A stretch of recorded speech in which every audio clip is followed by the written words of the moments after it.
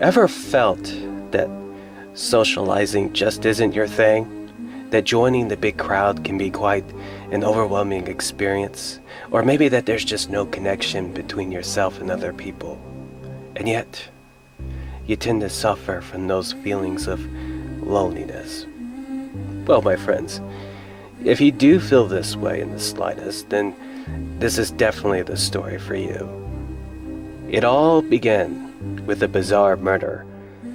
Like a twisted mind had given the city and its people such a wonderful gift just weeks before Thanksgiving.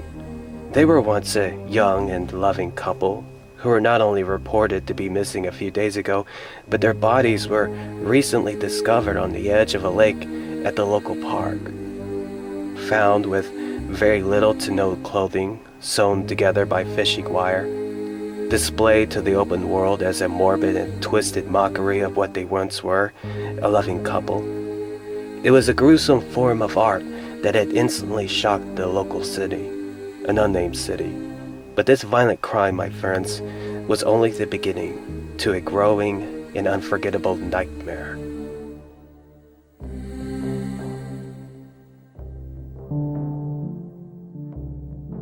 It's been 7 years since Michio left the house, since the day he dropped out of school at the age of 13. It's even rare to see this young man set foot outside of his room, other than having to use the restroom, of course. In better words, I would say that Michio's whole world resides in that room of his. Doesn't prefer crowds, doesn't feel the need to socialize with anybody. With his nagging mother supplying the food and every other demanding necessities for her isolated son, I would say that Michio is pretty much all set for such a lonely and depressing life. Even when learning of the shocking crime that's been all over the news recently, a couple found dead and stitched together. Just another reason why Michio shouldn't set foot into a world that's sick and depraved. Once again, interrupted by a nagging mother who's constantly been trying to get Michio out of that room of his. I guess it's because of how her son is about to be 20 years old next year, the age of adulthood, that Michio should at least try to seek a life outside that small world of his. But of course, Michio didn't really care for any of that, nor the invitation he recently got for an upcoming class reunion in January.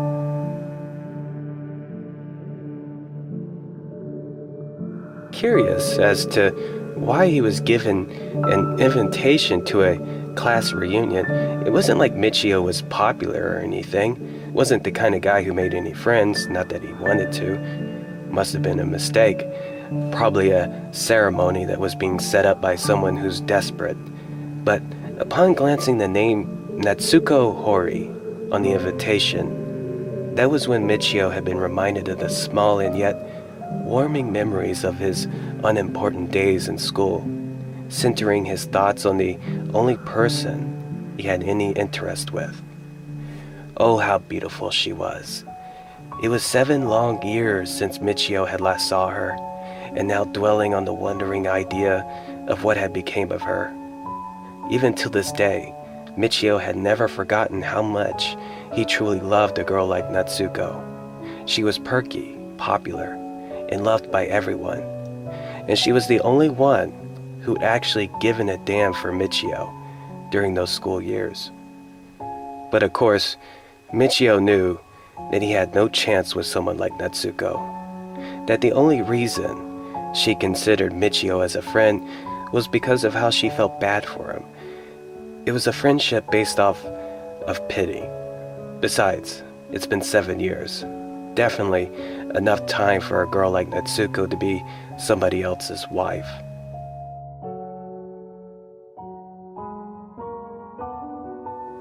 And as Michio began wasting away another lonely night, relaxing to the random songs of his favorite radio station, it was unexpected and instantly where a piercing sound had interrupted the small room and introduced what seemed to be a bizarre melody.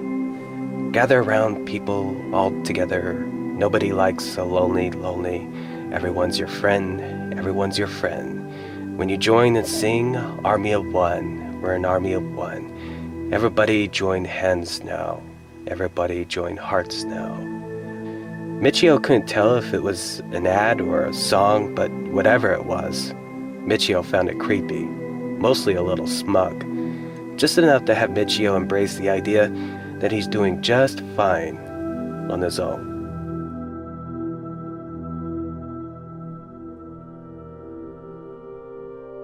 Now, who would have thought that a couple days later, Michio would be visited by an old classmate? Of all people, it would be Natsuko herself. 7 years since Michio had last seen Natsuko, and when watching her standing outside of his home, holding a short and yet meaningless conversation with his mother, well, she was not only as attractive as Michio imagined her to be, well, no, actually, she turned out to be far more than the girl he once knew 7 years ago.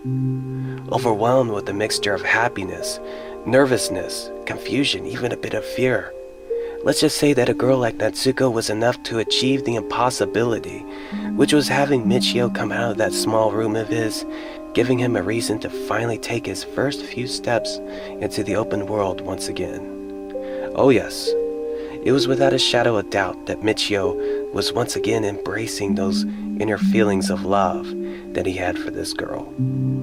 Natsuko wasn't only happy to see that her old friend was still doing fine and in still good health, regardless of the fact that he isolated himself from the world for quite some time, but the reason behind Natsuko's visit was that she and a couple other people were trying to gather all of her classmates in the efforts of putting together not only a class reunion in January, but combine it with a coming-of-age ceremony. And she thought that it would be good if her old friend would finally step back into the world again, just this one time. And even before Michio could say anything, his hesitant response would be interrupted by the gentle touch of Natsuko as she guided the love-struck Michio into joining her and a couple other friends at a small cafe just a few streets away, as they discussed the planning and details of the upcoming ceremony. Supposedly, the whole ceremony event was being set up and organized by Noriyuki Sakai. Oh yes, Michio remembers him all right. Athletic, handsome, even recognized as the most popular kid in school. Pretty much everything that Michio wasn't. And the one thing that seems to be giving Michio that awkward and unwelcoming feeling. Then there's Kasuke Kasagi. Well, he was kind of a different story. Friendly, talented, intellectually gifted, but tends to have the common struggles on finding a girlfriend. And of course, we already know about Natsuko, which seems to be the only thing that's keeping Michio out of his comfort zone and staying right in the seat. Expecting to either be teased or criticized for isolating himself within his room for so many years, hoping to endure through this awkward moment without having to talk about his reclusive lifestyle choices as a loner, Michio didn't expect that Noriyuki, of all people, would understand Michio's reasons for his reclusive lifestyle. In fact, nobody at the table didn't expect that Noriyuki would have such a grim and depressive opinion for the upcoming future, that after the ceremony, socializing, making friends and all that would eventually be doled out. That by the end of the day, it's always the same people, all day, every day. Who wouldn't want to get out of something like that? Just to get a little time to themselves. But unlike everybody else who were shocked by Noriyuki's statement, it wasn't Noriyuki's grim perspective of the future that had given Michio a confusing reaction, but the fact that the sudden discovery, the surprising and unexpected news, that the following year, Noriyuki and Natsuko were expecting to be husband and wife. That sometime after the ceremony, they're going to get married. And it was like reality had just slapped Michio in the face. Rather than the feelings of love, Michio felt nothing but foolishness for his daydreaming thoughts. that Michio should have known that it was impossible for someone like him to end up with a girl like Natsuko, that joining his former classmates and becoming part of a ceremony that he had no interest in was obviously a bad idea. A complete waste of his time. And right now, Michio just doesn't want to have any part of it. Leaving in the most awkward fashion, the only way that Michio could politely excuse himself, saying how he felt that there was no purpose for him being there. He didn't expect that his wondering and depressing thoughts would suddenly be interrupted by the following cascade. Even though Cascade felt that he understood Michio and his reasons for excusing himself and not wanting to be part of the upcoming ceremony, he thought that there was a common bond.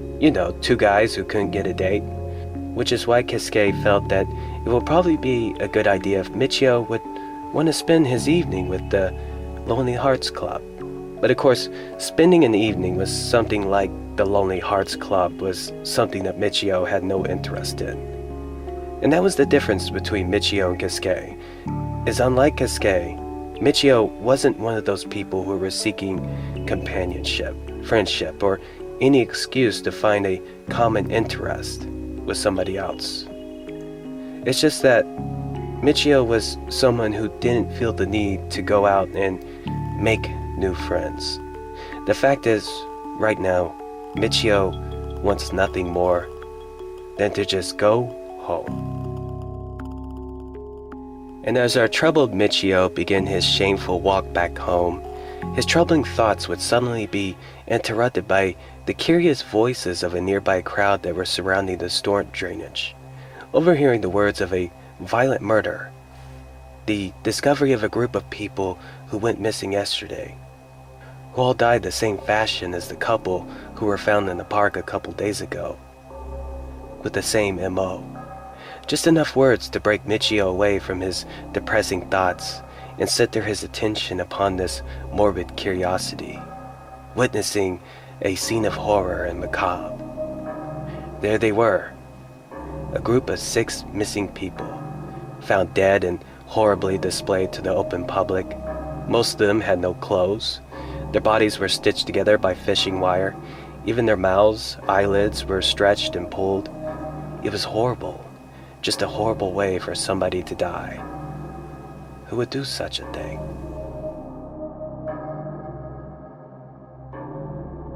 And when everybody's curious attention would suddenly be broken by a small plane flying near the gathering crowd, discarding a cloud of paper being dropped onto the crowd itself in the grisly crime scene. They were flyers. At first it seemed to be an innocent poem. At least that's what most people thought at first, but for Michio, they were familiar words that had given him an inner fear that this was something else, something huge, and somehow he knew that it was only the beginning of something terrible.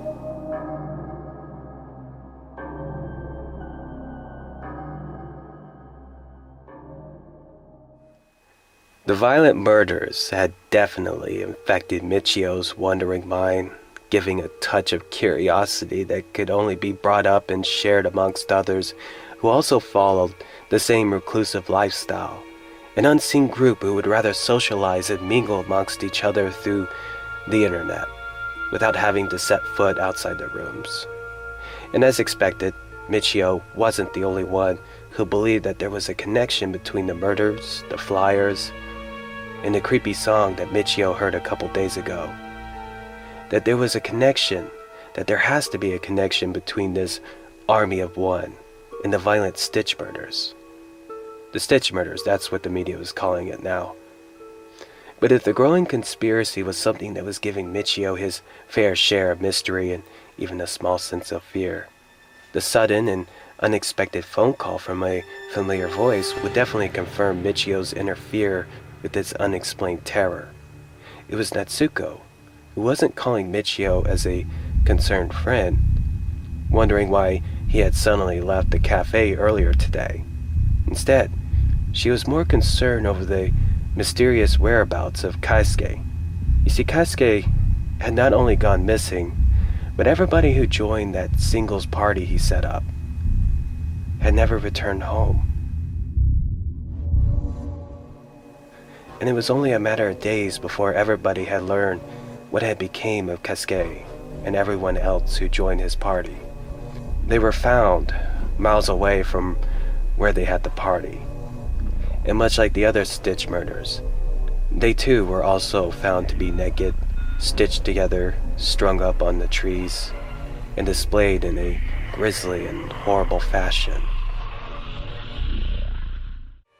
And what followed that horrible day would be a continuous string of bizarre and shocking events that became the center topic for the media.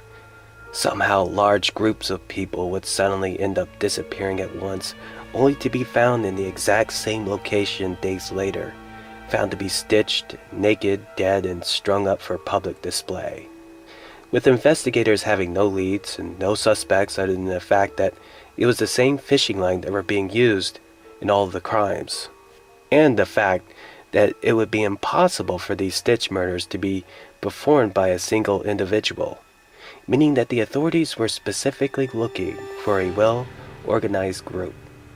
It wasn't long before the Stitch murders began spreading its terror throughout the country, instilling fear into those who begin realizing that the victims are those who are found to be among large groups or at crowded events, giving Michio more of a reason to hide away in that small and lonely world of his. And even though Michio had given his promises to Natsuko on joining the upcoming reunion ceremony in January, regardless of the fact that she's getting married, feeling the pressure of having to give the disappointing news to the only person Michio can consider as a friend, to muster up the courage on having to tell Natsuko he's going to have to postpone the event because of these growing number of Stitch murders happening throughout the country, hopefully finding the right words to even convince Natsuko on doing the smart thing, the right thing, by canceling the ceremony. And as expected, Michio had not only found his efforts with no success, but it seemed that the grisly murders had rather motivated Natsuko and the other classmates by continuing on with the event. That Michio's expectations of convincing Natsuko had backfired when she felt that it would be best if one of her good friends were to also join, to mourn the loss of another good friend, and to do the right thing by being there as not only a fellow classmate, but as a good friend.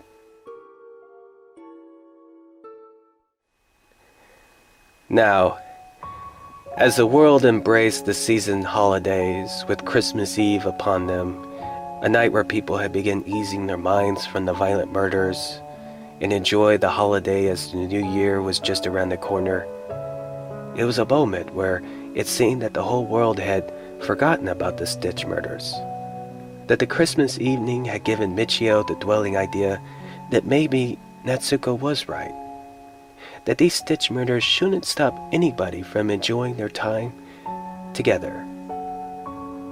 Maybe, just maybe, Michio should do the right thing by participating within the upcoming ceremony in January. But when Michio's thoughts were suddenly interrupted by a disturbing and yet familiar sound, it was the Army of One song that had given him the creeps. It's been a couple weeks since the last time they played this song on the radio, but for some reason, Michio had this feeling in the back of his mind that the Stitch murders was far from easing its reign of terror, that this unseen threat has the intent of celebrating the Christmas holiday with its own twisted imagination.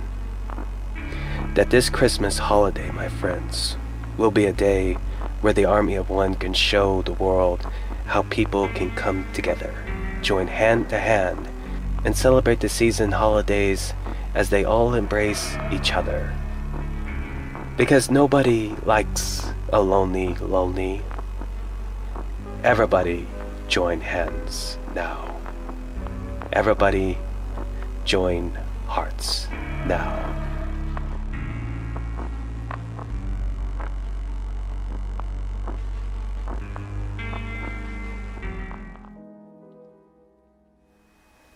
After the massacre, you can guarantee that the whole city had begun to go into a state of panic. Nobody could explain how it was happening, how so many people could have just suddenly go missing and be found dead the following day, strung up and displayed in some morbid fashion within a time span of 6 hours, in the middle of town square, without any witnesses. Of course, authorities have instantly begun suspecting the connection between the Stitch murders and the mysterious group known as the Army of One, the same people who were behind the flyers and hijacking the radio station. But it still wasn't enough to convince the authorities and the city council that they were even close on capturing this Army of One. There was not even a single suspect, or even an idea how exactly these crimes could have been carried out without any witnesses. It was all still a mystery that just could not be solved. A group of people who are successfully capable of carrying out a crime of this scale, with no witnesses, no leads, not even a single clue, in the center of a populated city. It just didn't make any sense. It was impossible. Even the victims themselves were the most bizarre and creepiest part of this growing mystery. That there was not even a single victim who was found with any bruising, signs of torture, no struggling, no visible injuries. It was like every victim had just went down without a fight. It was the kind of mystery that forced the city council into believing that this Army of One is something that cannot be properly explained. That whatever forces are at work here are beyond everybody's normal understanding. That there's just no other way to explain what was happening, other than the fact that the origins of this Army of One is either extraterrestrial or supernatural, which is why the city council felt that there was no other choice but to deem their cities no longer safe for people to gather in groups or crowds.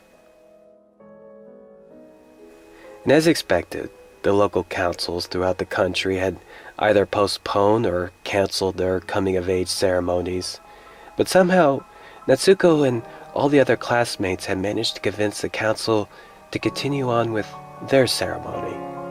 So, with an increase of security making it impossible for a single person to disappear without somebody noticing it, looking for even the slightest sign of unusual activity, just enough to ensure that the safety and security for everybody to enjoy this special event, for some reason, it just wasn't enough to bring Michio a sense of comfort. That somehow, he felt that regardless of how much security there was, it just wasn't enough. That Natsuko, the only person he ever cared about, a girl that he deeply loved, somehow Michio knew that she was still in danger. He just had to make sure that no matter what, she would be safe, that she wouldn't end up like the other victims.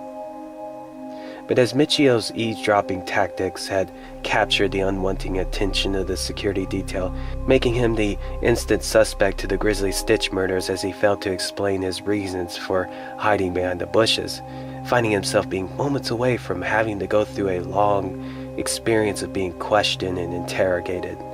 Thankfully, Michio would be relieved from his unexpected troubles when a familiar voice confirmed his identity, and as a fellow classmate who was also part of the ceremony.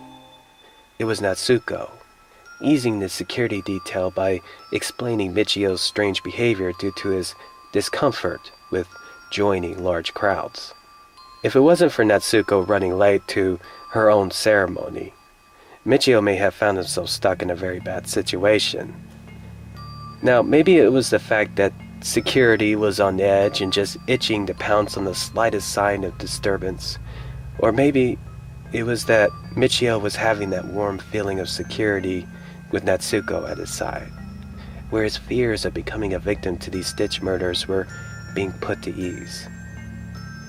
But when the pair had taken their first steps into the assembly hall, instantly, they froze.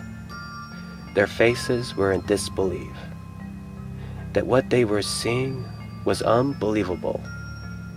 Even though it felt much longer, it had taken Natsuko and Michio a good 2 minutes to realize that somehow, some way, in just a blink of an eye, Noriyuki and over 500 people had just disappeared without a trace.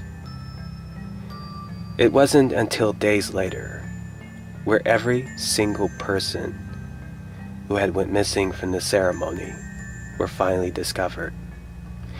Let's just say that this time, my friends, what had become of those people was enough to finally bring the country to its knees, as the surviving and helpless population had cowered over the shadow of fear and terror, finally realizing that it's just a matter of time before they become a victim to this unseen force.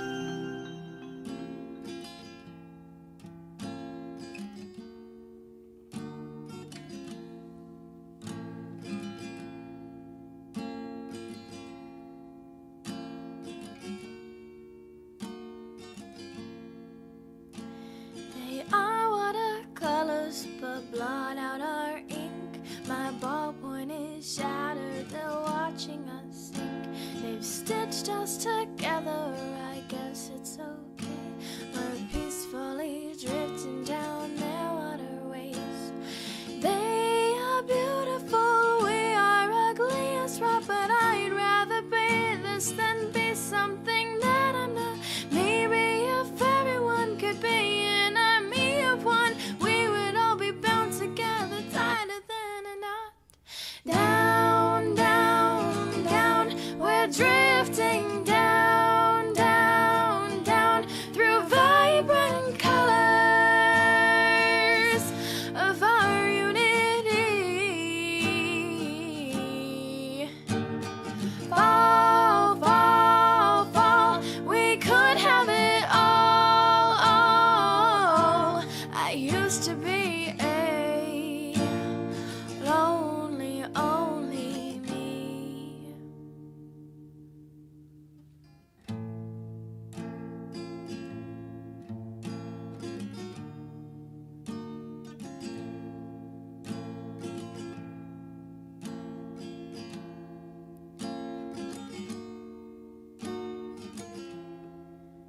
They don't realize how great it is to be bound by stitch, but when it comes to them, they'll be free. It's a conspiracy, that is what they all say, but they haven't seen it like me. Down, down, down, we're drifting down, down, down, through vibrant colors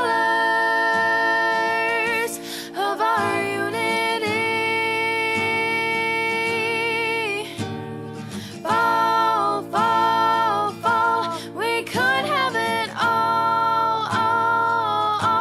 I used to be a lonely, only me.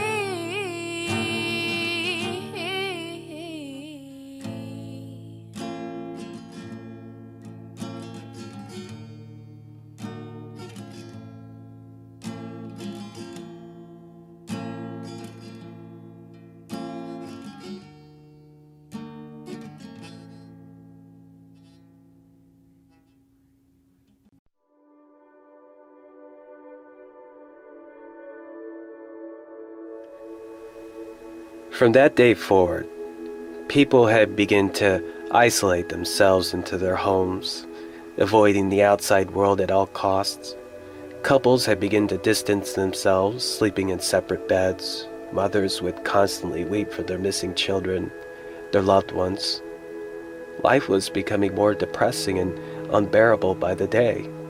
As for Michio, who was only seconds away from becoming a victim to a morbid crime, his thoughts, however, were not focused on surviving, not on the growing terror that was being put on the city and its people, but on the feelings he had for Natsuko, as she too had also suffered from the tragic event, the loss of her friends, her fiancé.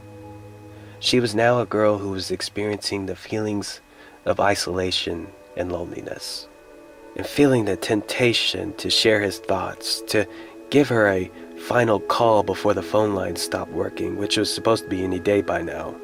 Hopefully muster up the right words to bring comfort and joy to the only person who'd ever taken the time to even notice Michio as an actual person rather than another face in the crowd. And as Michio listened to the weeping words and Natsuko's overwhelming feelings of loss and hopelessness, expressing her small sense of comfort when hearing Michio's words as a supporting friend, it was a sudden surprise when Natsuko had accepted Michio's offer to give her a visit, and without hesitation, willing to risk his own life by bringing comfort, hope, and joy to the only girl he truly loved. For so long, my friends, Michio had always wanted a moment like this, to find himself in the arms of Natsuko.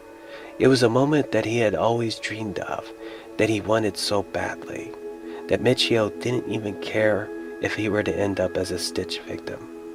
For once in his miserable and lonely life, Michio had grew tired of being a loner. He just wanted to be happy.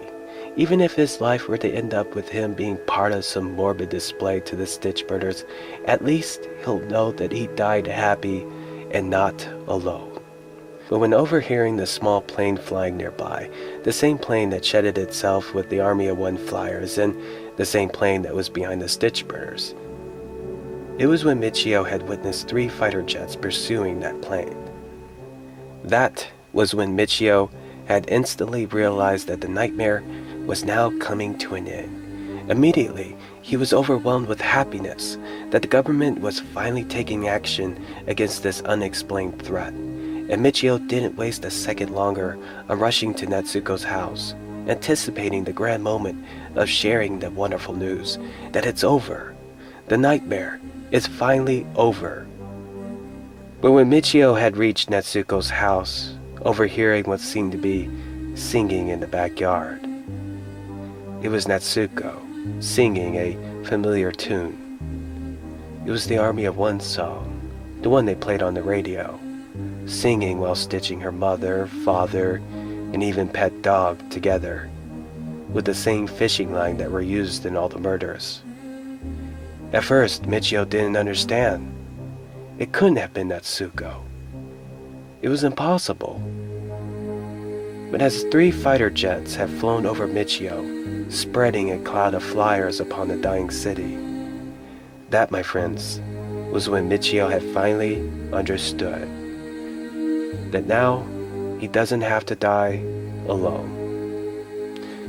Well, that was quite a story. A bit of mystery with a nice touch of morbid terror. At least it was a story where nobody died lonely and depressed. If you want, you can say that Michio had finally gotten himself the kind of ending that he wanted. A happy ending, if that's what you want to call it. Anyways, well, I thank you for enjoying today's tale of terror.